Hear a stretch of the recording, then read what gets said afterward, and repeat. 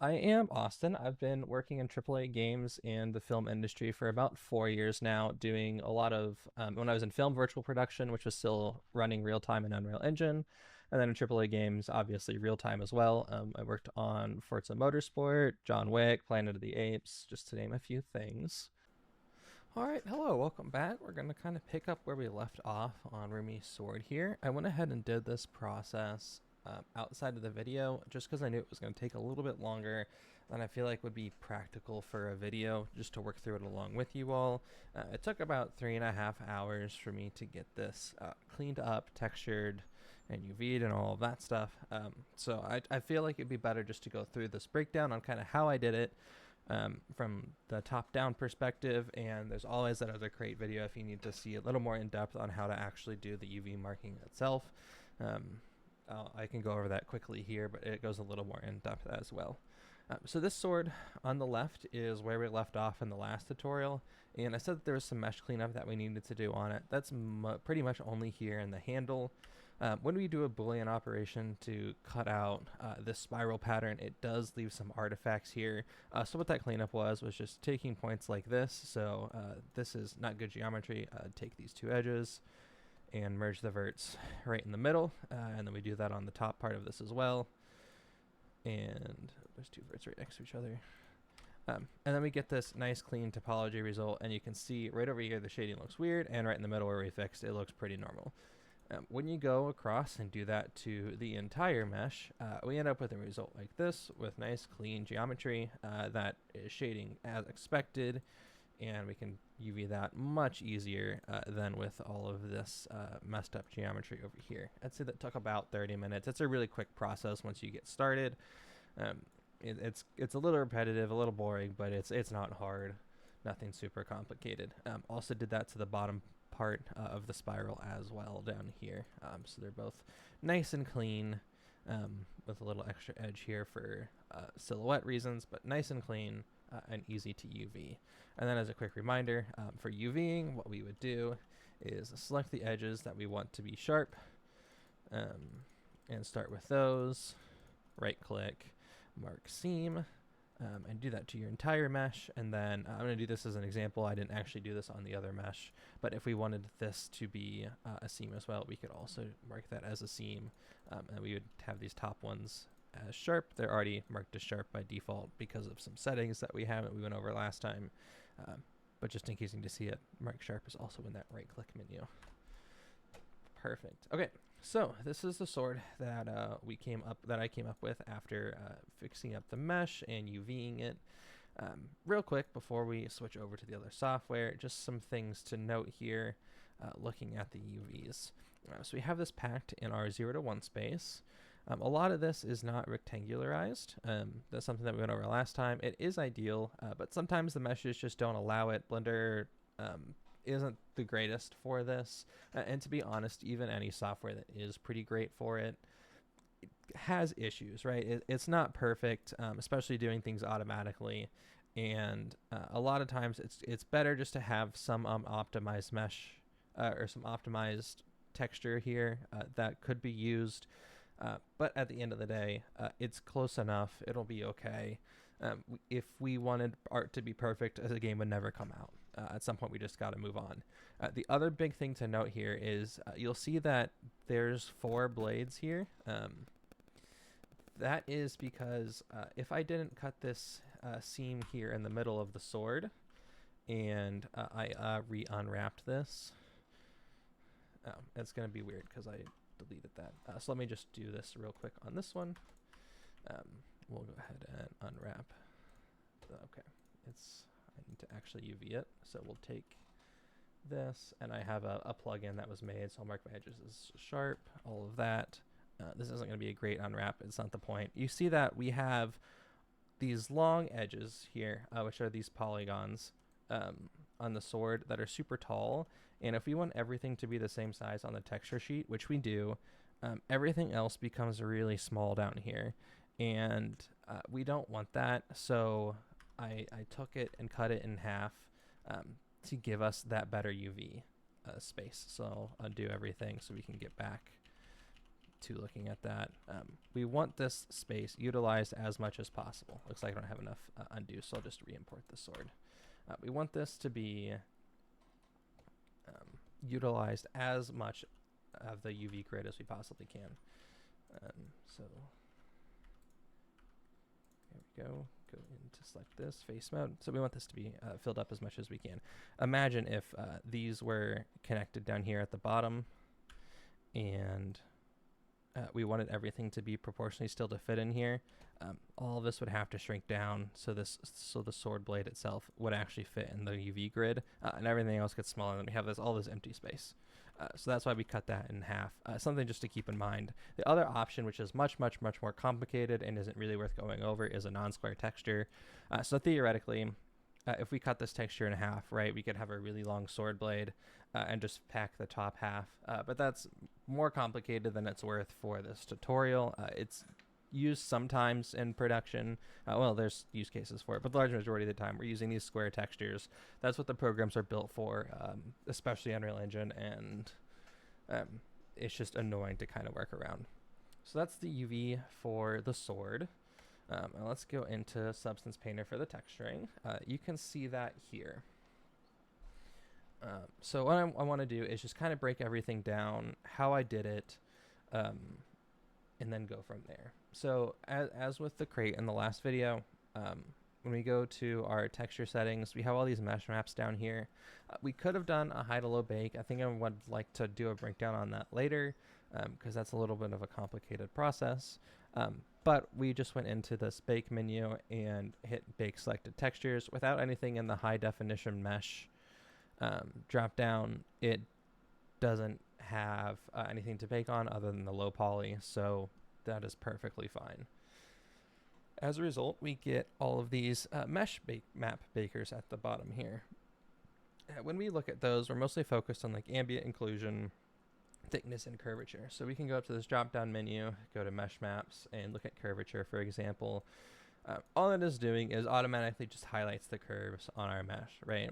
And Substance Painter uses the smart materials and ID masks, smart masks, to use us to inform some procedural breakup for us, just so it can speed up the workflow process.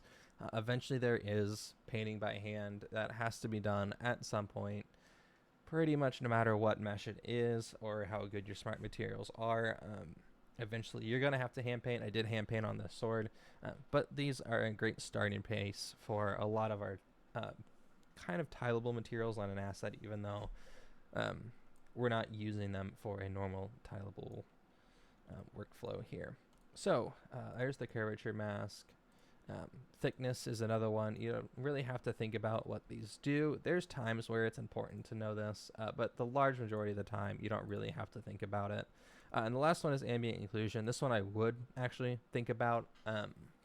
Ambient inclusion is basically a game engine's way of faking shadows. So if you look around you in real life, you'll find in crevices and cracks, it gets darker because light is actually not getting in there. And we use these type of maps to inform things like dirt, dust, that kind of stuff, because when you clean something, most of the time these outer edges get hit pretty nicely, but when you get into these little cracks and crevices and stuff, a lot of times that kind of thing gets missed, so it's just darker and dingier in there. That's where those maps kind of come in. If we had a high poly mesh, we would notice some more information in our normals. So for example, something that we could do is I have this engraving pattern here that I drew in real quick. If I really wanted to, I could take this into a sculpting software. Blender has it, or like doing ZBrush, and then having that bake into a normal map as well. So that's something else to keep an eye out for when you're doing that. As a reminder, size is 2048, and when I go to my project configurations, we're working in Adobe Ace. Okay. We can go into a little more detail on why we'd use a 2048 instead of a 4K later on. Obviously 4K gives it more detail, but for practical purposes we will not be using 4K. Cool. I think that's most of the setup for the project and the sword and kind of where we went started with that. So I'm just going to hide everything and we'll go through each material and kind of how I set it up. So this gold is actually directly from Substance. It is the gold armor that I have dragged in and edited. So you'll notice I have 4 things here, but if I drag in this gold armor, um, it also has 4 things, but I've removed some of the settings from in here and just adjusted it. So when we get in here, even if you're using a default, you do need to go down and break down what everything's doing, because you might not need some things depending on the project that you're working on. So the base material, when we're looking at our material options down here at the bottom, we need everything set. So we have our color. Gold is metallic, so we want that as a 1, and we want it pretty shiny, so our roughness is low. We don't have any normal or height difference, but we do need these as a base for our materials so we can adjust them later on. When it comes to this metallic slider, there's a lot of different options here, but usually your materials are either metallic or are not metallic. It's very rare that you'll have anything in the middle here, but as they fade between each other, you're going to get some gray values. Next, we're going to add our ambient inclusion dirt. So this is where that AO map comes in that I was talking about. In this material, we're using color and roughness. That's all that we really need to adjust here. We have this as 0, 0, 0, but you'll notice that in our mask here, nothing is ever truly white. If you're using pure black or pure white and your meshes look a little funky, that might be why. In real life, there is no such thing as true black or true white. And so when we're making art for games that are using PBR workflows, which this is a PBR workflow that just stands for physically based rendering, we don't want black or white. If you're doing stylized, the rules get a little different there, but as far as I know, you still don't want to be using black or white unless there's some extreme exceptions in the base color. When it comes to roughness, metallic, those kind of grayscale mask informations can use black and white, but for color, we don't want black and white. And then roughness, we just want a little bit of roughness difference here. So when I look at it, we do get that information in our texturing. When the light hits it, there's a little bit of, you can see it here, little bit of difference. So we get that extra detail added in there. Then we added our surface details. This is nice and polished and looks really pretty as a display piece, but swords are used, so there's going to be some imperfections in there, especially with gold. It's a very malleable material, so sometimes it's going to get broken down a little bit. So this is just adding in that detail. A couple of different maps and grunge masks are used here to add that detail onto the sword. And then this is set at a 50% value. I could bump this up and it gets stronger and move that all around. We put this down to 50%. And then last, you'll notice that the edges are looking nice and clean. We don't want that, so we'll add some detail to the edge. Again, this is using noise and some breakup here just to get that edge to have some more detail. And when we have all of these turned on, it looks nice and pretty, but if I were to just go back to the default, we see what that kind of does as a difference. So it's a big step having all that extra stuff after the base material, and it definitely helps bring out the look and the feel of the materials as well. We want this to feel like a metal and not just a color. Like this is okay, but this looks much better. Moving on, I went to the crystals next. This one I built myself. Oh, I should break down these masks. These masks on the outside of the folders here are just me painting in where it's going to be on the model. I just started by right-clicking and adding a white mask. Oops. Either one is fine. I think it's messed up just because of the... I had done this before. And we can go to Object and paint everything in. Oh, that's why. Sorry. Add a paint. Okay, it's being funky because I already did this, but essentially we'll just go in, add a paint, paint our object black, and then we can go in and add white afterwards and it'll start showing up.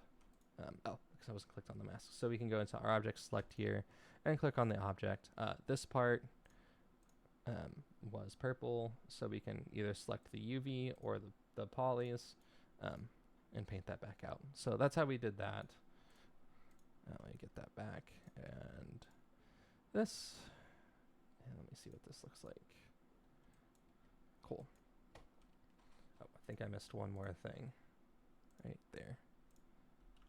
Oh, and then we'll paint that out. Okay.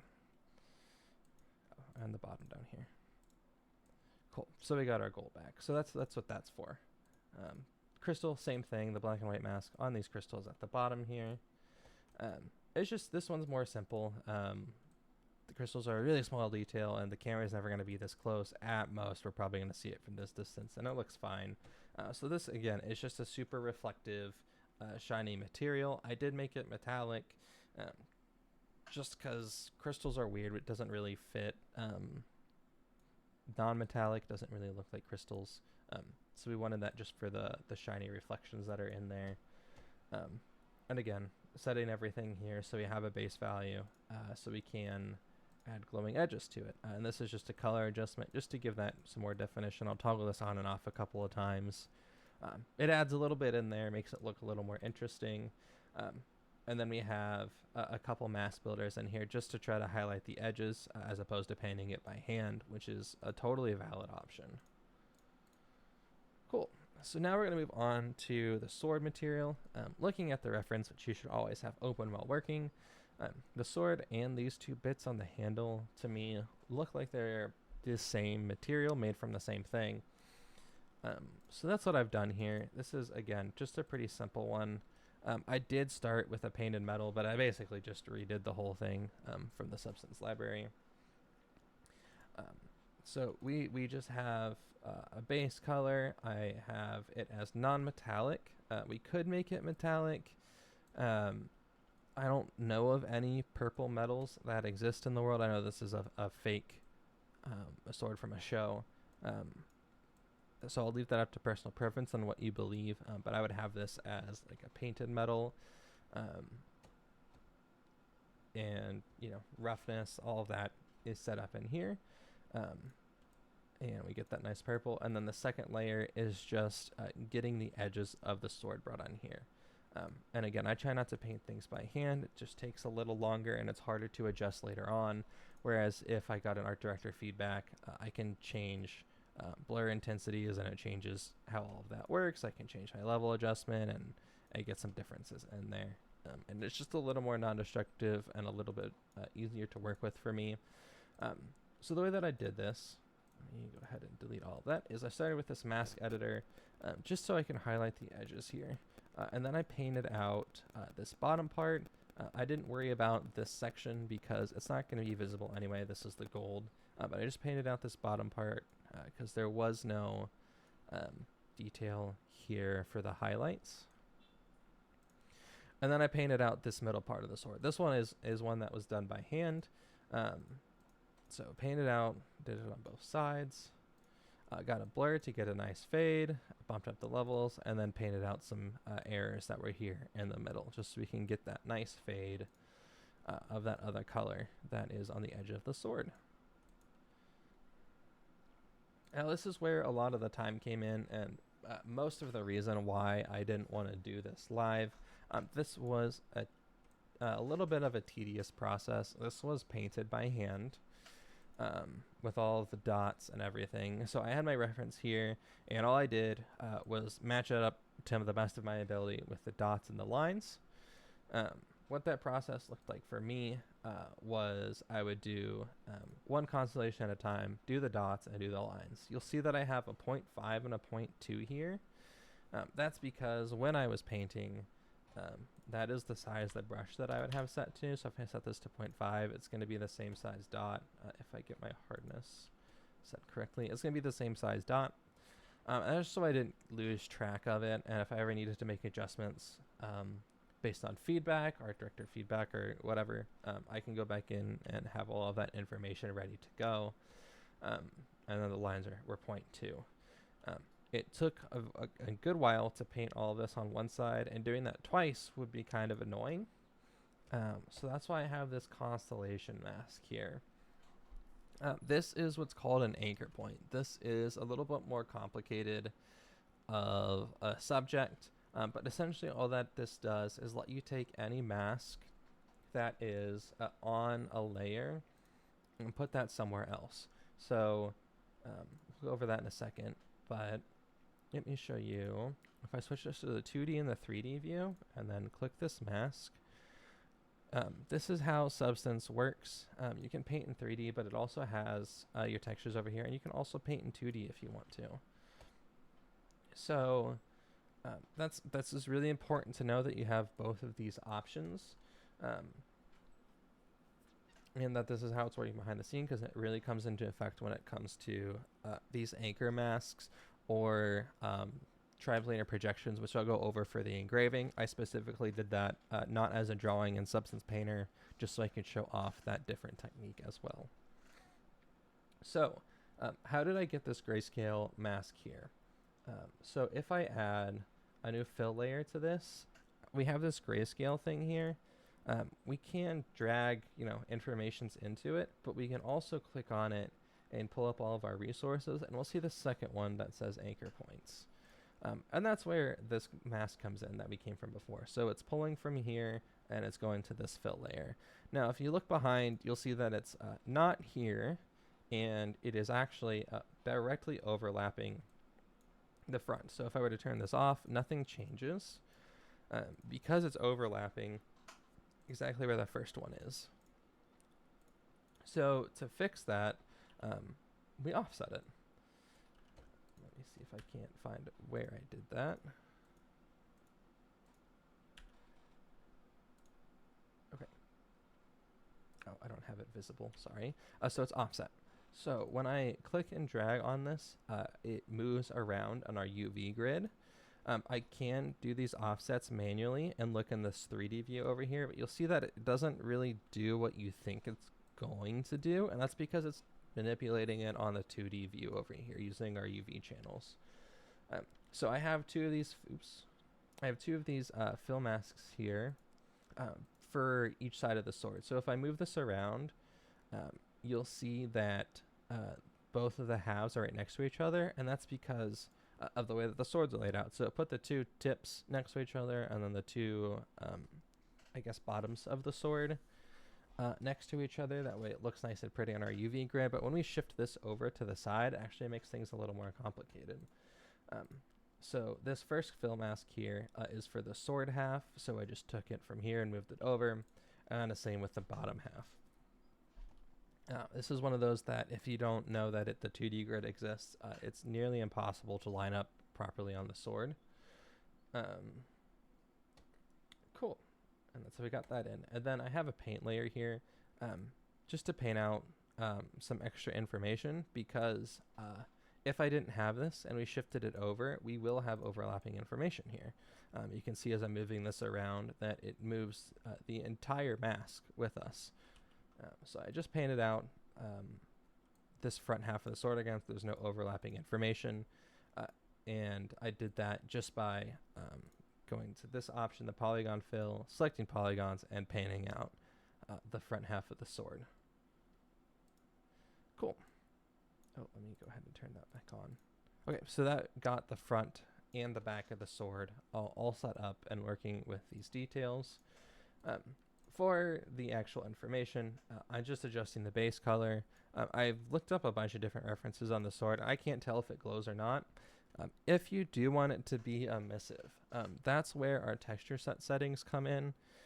You'll see on our channels here that we have base color, metallic, roughness, normal, and height. There isn't an emissive option here, but there's a plus option. I can go in here, and this is all of the other channels that it supports by default.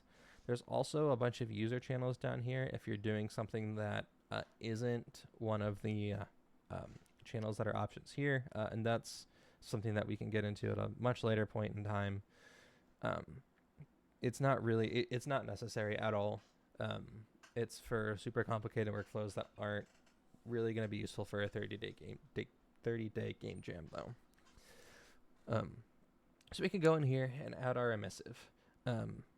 When we look in all of our materials here now, you'll see that we have an emissive, and it is off by default, which is what we want because we do not have anything as emissive before. So if you can click this on, it's just another RGB mask. So I'll just drag and drop it as the same color, and you can see, oh wow, it's nice and pretty, and it lit up a little bit. It doesn't have the bloom effect in here. It's something that you can do in Unreal Engine. But this is one that you'll just kind of have to pay attention to and know what it's painted, and kind of go back and forth between your engine of choice and Substance itself. We can get into a little bit more of the differences between Unreal Engine and Substance in terms of color grading at a different time.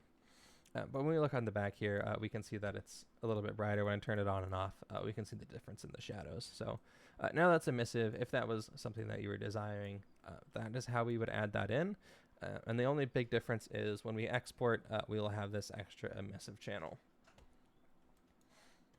Cool. The last thing to go over is the engraving. So let me go ahead and switch that back to 3D only. And that was for this filigree pattern here that you can see on the sword. I tried to match this pretty decently in Photoshop the best that I could, just so I can show what it looks like and how that process would work. So let me go ahead and open up Photoshop actually and open up that alpha.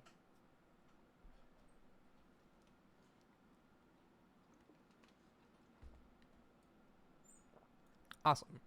So this is a pretty simple Photoshop doc, just a black mask with information on top of it that's in white. I do have this as a 4K texture, and you'll remember me saying earlier that we don't use 4K textures, and that's true. But this is not going in Engine. This mask is not going in Engine. We're only dragging it into Substance, and it's always better to work on a higher resolution and down res at the end. The reason we don't do that in Substance is because a lot of people forget to adjust this down before exporting. And there are times where it's important to actually have our real resolution versus just seeing it differently when we're exporting. For example, when we were to bake a normal map from a high poly, we would use the 4K normal map and then keep our document size as 2K. But we have a 4K map here. If you aren't very familiar with Photoshop, all I did was take a brush and set that to pure white because this is an alpha mask. And I turned on symmetry, so when I draw on one side, it draws on the other. And I also have smoothing turned on, so it looks a little prettier. Drew this out. Again, just trying to match the references as best as I could here. And then exported this into Substance. I will go ahead and show what that looks like. It's just drag and drop, so I have my sword alpha. You can import Photoshop docs. Just drag it over and it pops up this import resources box. If you were to, for example, bake your textures in a different program like Marmoset Toolbag, this is also how you would bring them in. When I hit this undefined option, I can hit as an alpha because it's a black and white mask. And I went to import my resources to this project. You could import it into your assets if it's something that you're going to use a bunch of times. So for example, if you're working on, I don't know, a sci-fi game and you have a fictional company that sponsors a bunch of different assets and works on a bunch of different projects, and they're going to have their logo plastered on everything, it might be nice to import it into your Substance Painter permanently. There's ways to remove it, but just to get that imported so you can use it across a bunch of assets. Okay, so I have it imported into my assets. I would hit import. I've already done that. I'm not going to do it again. And then in here, I can search for it. So it would be sword height information, and here it is. So in our engraving layer, I have this fill here, and then I just dragged this onto the grayscale, just like before. And you'll see that I have this box here. That's because I switched this to a triplanar projection.